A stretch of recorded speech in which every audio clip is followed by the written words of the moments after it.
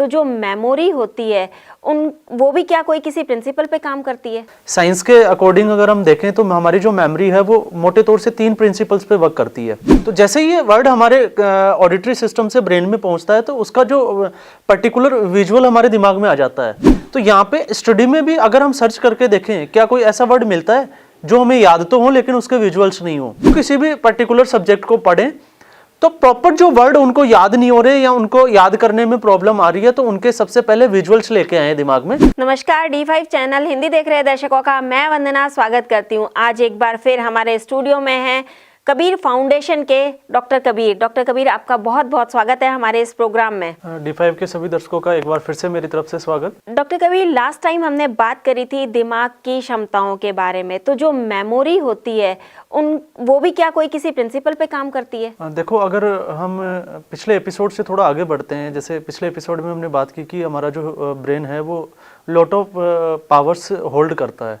लेकिन अगर हम मेमोरी की बात करते हैं, जैसे उस पावर्स अगर वो हमारे दिमाग में है ऑलरेडी तो हम उसको कैसे यूज़ कर सकते हैं, उसका मैक्सिमम यूटिलाइजेशन कैसे हो सकता है। तो इसके लिए हमने मेमोरी के वो प्रिंसिपल्स जो उसके लाइक हम इसको ये कह सकते हैं कि वो उसको एनहांस करते हो या उसको यूटिलाइज करने में हमारी हेल्प करते हो। तो यहाँ बेसिकली साइंस के अकॉर्डिंग अगर हम देखें तो हमारी जो मेमोरी है वो मोटे तौर से 3 प्रिंसिपल्स पे वर्क करती है। सबसे पहले है लॉ ऑफ विजुअलाइजेशन, उसके बाद में आता है लॉ ऑफ एसोसिएशन और लॉ ऑफ लोकेशन। तो आपने अभी बताया लॉ ऑफ विजुअलाइजेशन, तो इसके बारे में थोड़ा आप विस्तार से बताएं। देखो, पिछले एपिसोड में भी हमने बात की थी लॉ ऑफ विजुअलाइजेशन, जैसे कि हमें वर्ड से ही पता चल रहा है विजुअलाइजेशन। विजुअलाइजेशन का मतलब हो गया विजुअल्स। तो यहाँ पे लॉ ऑफ विजुअलाइजेशन का मतलब हो गया जैसे हम किसी भी स्टूडेंट को मैसेज देते हैं लाइक एरोप्लेन, या हमने बोला जैसे अमिताभ बच्चन। तो जैसे ही ये वर्ड हमारे ऑडिटरी सिस्टम से ब्रेन में पहुंचता है तो उसका जो पर्टिकुलर विजुअल हमारे दिमाग में आ जाता है। और जब हम विजुअल की बात करते हैं, जैसे अमिताभ बच्चन का विजुअल आ गया, ऐसे एरोप्लेन का विजुअल आ गया, तो यहाँ पे स्टडी में भी अगर हम सर्च करके देखें क्या कोई ऐसा वर्ड मिलता है जो हमें याद तो हो लेकिन उसके विजुअल्स नहीं हो। जैसे स्टूडेंट्स अक्सर कहते हैं जब भी वो पढ़ते हैं तो पढ़ते पढ़ते उन्होंने देखा है कि कई बार ऐसा होता है कि पर्टिकुलर उनको उस चाहे वो साइंस की बुक हो सकती है या कोई भी एक बुक हो सकती है, उसका पर्टिकुलर उनको पेज नंबर पे विद डायग्राम चीजें पता होती है, लेकिन जहाँ टेक्स्ट आता है वहां पे वो उन चीजों को भूल जाते हैं। और जब वो भूल जाते हैं तो फिर वो दूसरों को पूछते हैं कि नहीं यार, उस डायग्राम के नीचे 2 या 3 लाइन में एक ऐसा वर्ड लिखा हुआ था, वो वर्ड क्या होगा। तो यहाँ पे लॉ ऑफ विजुअलाइजेशन का मतलब ही यही होता है कि जब भी कोई स्टूडेंट पढ़े, ये स्टूडेंट्स के लिए एक अच्छा मैसेज भी है कि जब भी वो किसी भी पर्टिकुलर सब्जेक्ट को पढ़े तो प्रॉपर जो वर्ड उनको याद नहीं हो रहे या उनको याद करने में प्रॉब्लम आ रही है तो उनके सबसे पहले विजुअल्स लेके आए दिमाग में कि उनसे रिलेटेड क्या विजुअल हो सकते हैं। क्योंकि जैसे ही विजुअल्स आते हैं तो हमारी जो मेमोरी, जैसे हमने बात की थी केमिकल मॉलिक्यूल्स के थ्रू, तो उनको थोड़ा रिकॉल करने में आसानी हो जाती है। अभी आपने लॉ ऑफ विजुअलाइजेशन के बाद में बताया था कि एसोसिएशन, तो इसको कैसे इम्प्लीमेंट किया जा सकता है? देखो, एसोसिएशन की अगर हम बात करें, एसोसिएट का मतलब होता है साथ में लाना या किसी भी चीज को दूसरे के साथ में जुड़ना या जोड़ना। तो एसोसिएट करने का मतलब ही यही होता है। लेकिन जैसे हम पढ़ाई की बात करते हैं तो पढ़ाई में हम एसोसिएट नहीं कर पाते हैं, क्योंकि हमने देखा है कि बच्चा बुक खोलता है, बुक में जो पेज नंबर या जो भी उसने चैप्टर पढ़ना होता है वो वहीं से पढ़ना शुरू करता है। लेकिन वो कहीं भी टॉपिक्स के साथ में सब टॉपिक्स के साथ में उसमें कौन से डेटा है, क्या फैक्ट्स है, या पर्टिकुलर बुक में कितने चैप्टर हैं, उनके वो कहीं भी एक दूसरे को लिंक करके एसोसिएट करके वो उनको याद नहीं करते। तो एसोसिएशन का लॉ भी ऐसे ही काम करता है। जैसे हम इसको इजी वे में ये इस तरीके से समझ सकते हैं, जैसे एक एग्जांपल लेते हैं। मान लो हमारे पास में 2 चेन है और एक चेन को हमने टुकड़ों में तोड़ दिया और दूसरी चेन को जो है हमने एज इट इज रखा और दोनों को थ्रो आउट कर दिया। अगर हम किसी चेन को इजी वे में उठाना चाहें तो कौन सी चेन को इजी वे में उठा सकते हैं? तो डेफिनेटली जो जुड़ी हुई है हम उसको उठा सकते हैं। लेकिन जो आपस में जिनकी कनेक्टिविटी नहीं है, अगर हम उसको उठाने भी जाएंगे तो वहां पे फिर हम एक एक कड़ियों को उनको ढूंढते रहेंगे, फिर उठाते रहेंगे। तो वहां पे टाइम स्पेंड करना पड़ेगा, वहां टाइम हमें ज्यादा लगेगा, लेकिन फिर भी कोई गारंटी नहीं है कि वो सारी जो कड़ियां हैं वो उठ पाएगी या नहीं पाएगी। लेकिन एसोसिएशन का लॉ यही कहता है कि अगर हम पढ़ाई में कोई भी जैसे वर्ड के बाद में वर्ड आता है, लाइक हम किसी भी चीज को ले सकते हैं स्टेट में, कि जैसे वीट जो है ग्रेन वगैरह जो उगाता है तो कौन सा स्टेट नंबर 1 है, उसके बाद नंबर 2, नंबर 3, तो वो उसी ऑर्डर में हमें कई चीजों को याद करना होता है। तो जब उस ऑर्डर में हमें कई चीजों को याद करना है तो वहां पे लॉ ऑफ एसोसिएशन का रोल ज्यादा हो जाता है। और जब लॉ ऑफ एसोसिएशन की हम बात करें, जैसे डेली लाइफ में हमने देखा है, हम किसी फ्रेंड के साथ में कहीं जाते हैं और उनका फ्रेंड आगे अगर हमें मिलता है और वो अपने कॉन्टेक्ट नंबर बोलते हैं, तो हम हमारे मोबाइल में पर्टिकुलर उस पर्सन के नाम के आगे अपने फ्रेंड का नाम एक हिंट के तौर पे रख लेते हैं। क्यों रख लेते हैं? क्योंकि ताकि जब भी हम उसको नेक्स्ट टाइम कॉल करना है या उनका कॉल आ रहा है या हमें लिस्ट में चेक करना होता है, तो वो उस पर्टिकुलर उस वर्ड की वजह से, उस अपने फ्रेंड के नाम की वजह से वो जल्दी से रिकॉल कर पाता है। तो एसोसिएशन का रोल उतना ही बढ़ जाता है जितना कि लॉ ऑफ विजुअलाइजेशन का। अगर हमें एक ही सीक्वेंस में एज इट इज उस ऑर्डर में अगर वर्ड्स को या वर्ड लिस्ट को हमें याद करना है, तो law of association more important than visualisation. ऐसे ही आपने लोकेशन के बारे में भी बताया था कि लोकेशन भी होता है मेमोरी में, तो वो क्या चीज़ है, वो थोड़ा सा समझाएं। देखो, लोकेशन की बात करें, जैसे पर्टिकुलर हम किसी चीज को घर में रखते हैं तो उसकी एक लोकेशन होती है कि हमने की के लिए की पैग लगा रखा है, या किचन में भी हमने कुछ चीजें रखनी होती है तो हमने प्रॉपर एक सिस्टम के थ्रू हम उनको रखते हैं, जहां पे उनको रखना चाहिए हम वहीं रखते हैं। लेकिन जब भी हम स्टडी की बात करते हैं तो क्या हम ऐसा करते हैं कि ज्योग्राफी की चीजें यहाँ पे हैं पर्टिकुलर इस टॉपिक की, या हम इसको देखते हैं जैसे कंप्यूटर की हम बात करते हैं, हार्ड डिस्क में स्टोरेज जो कैपेसिटी है वो एज इट इज हम सेम एज ब्रेन की तरह मान लेते हैं। लेकिन जब वहाँ पे चीज़ों को स्टोर करने की बारी आती है तो फिर हम वहाँ पे देखो अलग अलग फोल्डर्स बनाते हैं। ये मैथमेटिक्स का फोल्डर है, ये सोशियोलॉजी का है, ये मूवीज़ का है, ये कई बार हम सॉन्ग्स के फोल्डर बनाते हैं, उसमें एक वीडियो सॉन्ग्स का पार्ट होता है, एक उसमें ऑडियो सॉन्ग्स होते हैं, फिर हम कैटेगरी वाइज उनको डिवाइड भी कर देते हैं ताकि नेक्स्ट टाइम हमें उनको सर्च करने में ईजी भी हो जाए।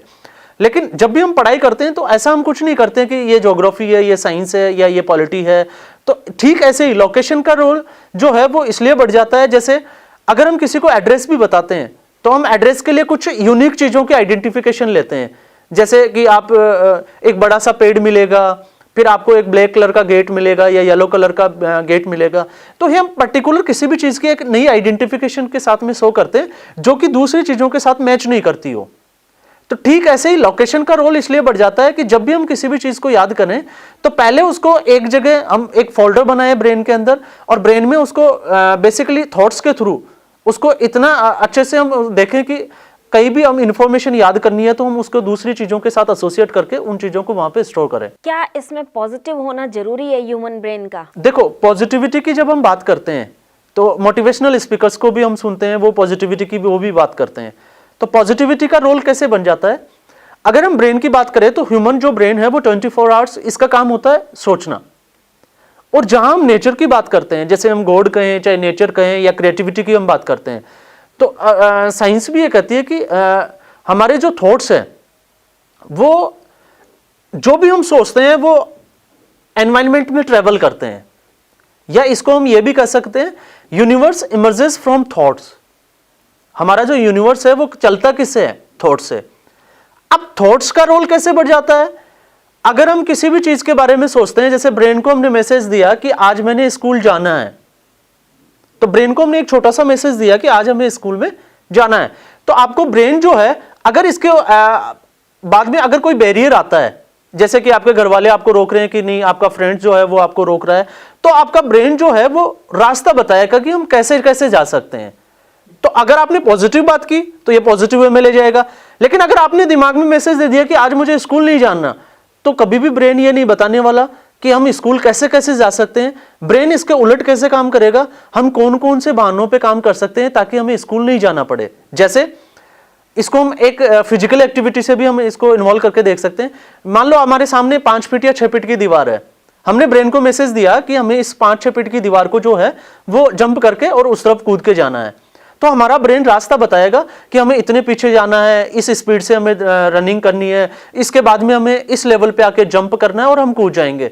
तो यहाँ पे जैसे ही हमने पॉजिटिविटी की बात की तो ब्रेन ने हमें रास्ता दिखा दिया कि हम इसको कैसे कैसे कर सकते हैं। लेकिन अगर हमने एक नेगेटिव थॉट्स ले लिया कि मैं इसको नहीं कूद सकता, तो ब्रेन कभी नहीं बताएगा कि कूदना कैसे है, वो बताएगा कि हम नहीं कूदे तो क्या क्या चीजें होने वाली है। जैसे अगर हम दीवार से टकरा गए, दांत टूट जाएंगे, हाथ फ्रैक्चर आ जाएगा, लेग्स में फ्रैक्चर आ जाएगा, तो ये एक्सक्यूज ढूंढने लग जाएगा। तो पॉजिटिविटी और नेगेटिविटी में बस यही एक इंपॉर्टेंट रोल बच जाता है। दूसरा, अगर हम देखें जैसे ओवरऑल अगर हम साइंस की बात करें, स्टडी की, कुछ रिसर्च की, तो हमारा जो ब्रेन है, जितने भी जो दिमाग में 24 आवर्स में उसके हमारे ब्रेन में जो थॉट्स आते हैं, उनके 70% जो थॉट्स हैं वो नेगेटिव होते हैं। और नेगेटिव इसलिए होते हैं क्योंकि हमारा जो एनवायरनमेंट है वो नेगेटिविटी में एक सेट माहौल बन जाता है। जैसे मॉर्निंग में हम लेट उठते हैं, यहीं से हमारी नेगेटिविटी स्टार्ट हो जाती है। ओ शिट, मैं लेट हो गया।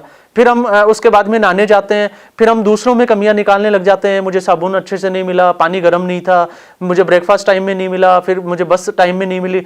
तो एक नेगेटिव थॉट की वजह से हमारा पूरा जो दिन है वो नेगेटिविटी में चला जाता है। इसलिए हम कोशिश करें किसी भी चीज को करना है कि हाँ मैं कर सकता हूं। अगर हम मैसेज देते हैं कि मैं कर सकता हूं, तो हमारा ब्रेन जो है वो रास्ता बताएगा कि हम इसको कैसे कैसे इजी वे में कर सकते हैं। तो पॉजिटिविटी का रोल उतना ही है जितना कि हम इसको ये समझे कि जैसे हम किसी भी प्रिंसिपल्स की बात कर रहे हैं, या अगर हमें बहुत कुछ चीजों में हासिल करना है, सक्सेस चाहिए, तो पॉजिटिविटी का रोल। लेकिन पॉजिटिविटी के साथ में एक चीज और एड ऑन हो जाती है, वो है हमारे एफर्ट्स। क्योंकि हम लगातार बात करते हैं पॉजिटिव रहना चाहिए, पॉजिटिव रहना चाहिए, और वाकई में पॉजिटिव रहना भी चाहिए, लेकिन पॉजिटिव रहने के साथ साथ हमें उसमें एफर्ट्स हम कितने पॉजिटिव डाल सकते हैं। क्योंकि एफर्ट्स जो हैं, जब भी हम कोई वर्क करते हैं तो हमारे एफर्ट्स बिल्कुल पॉजिटिव होने चाहिए, ताकि हमारा जो रिजल्ट है उसका परसेंटेज बढ़ता चला जाए। बिल्कुल, आपने बिल्कुल सही कहा कि आपके एफर्ट पॉजिटिव होने चाहिए, साथ में सोच के साथ साथ पॉजिटिव खुद का होना भी ज़रूरी है। जैसा कि अभी आपने बताया था कि दिमाग का 70% पार्ट जो होता है वो नेगेटिव ही थॉट आते हैं हमें दिन भर में, तो इसको पॉजिटिव करने के लिए क्या करना चाहिए? देखो, जैसे हमने बात की कि हमारे जो थॉट्स होते हैं उनके 70% ओवरऑल जो थॉट्स होते हैं वो नेगेटिव होते हैं, और वो इसलिए होते हैं क्योंकि हम शुरू से हम उसी माहौल में रहते हैं, मैं नहीं कर सकता। अगर हमें इसको पॉजिटिव वे में चेंज करना है, तो पॉजिटिव वे में चेंज करने के लिए सबसे इंपॉर्टेंट जो रोल हो जाता है वो है हमारी हैबिट्स का। क्योंकि हम बात बहुत कुछ कर सकते हैं कि पॉजिटिव रहना चाहिए, लेकिन पॉजिटिव रहना कब तक? अगर मैं कहता हूं मैं बेड पे लेटा हुआ हूं और लेटते लेटते मैं सोचता रहूं कि नहीं मेरे साथ पॉजिटिव होगा, मैं बड़ा अच्छा सोच रहा हूं, मेरे सारे काम अच्छे हो जाएंगे, तो उससे काम अच्छे होने वाले नहीं है। पॉजिटिव थॉट्स के लिए और पॉजिटिव रिजल्ट के लिए हमें हमारी हैबिट्स जो है उनको चेंज करना पड़ेगा। अगर तो हमें अच्छी सक्सेस चाहिए, तो हमें सबसे पहले जरूरत होती है कि हम हमारी जो आदतें होती है, चाहे वो फिजिकल हैबिट्स हो या फिर हमारी मेंटल हैबिट्स हो, हमें सुबह जल्दी उठना ही पड़ेगा। अगर हमें वर्क पे जाना है तो हमें जल्दी उठना पड़ेगा। तो हमने एक आदत को हमने ठीक किया, हैबिट्स को, कि हम सुबह जल्दी उठें, और जल्दी उठने के बाद में अब हम देखते हैं कि हमारे पास कितना टाइम है, क्या हम डेली रूटीन लाइफ का जो वर्क करते हैं क्या वो कर पा रहे हैं, और उसके साथ में हमारा वर्क भी कितना इंपॉर्टेंट है, जो हम उसको कर पा रहे हैं या नहीं कर पा रहे हैं। तो हैबिट्स को हमें सुधारना उतना जरूरी हो जाता है जितना कि हमारा पॉजिटिव सोचना या पॉजिटिव रहना। डॉक्टर कबीर, आपने बहुत ही अच्छी बातें बताई। आपने पॉजिटिव रहने का जो थॉट लोगों को दिया है वो बहुत ही बेहतर है, यहाँ तक कि लोग इसे अपना करके अपनी आदतों को सुधार करके हमेशा सफल हो सकते हैं। डॉक्टर कबीर, आपका बहुत बहुत धन्यवाद। D5 के सभी दर्शकों का मेरी ओर से भी बहुत बहुत धन्यवाद। अगले एपिसोड में आपसे हम फिर मिलेंगे, तब तक के लिए नमस्कार।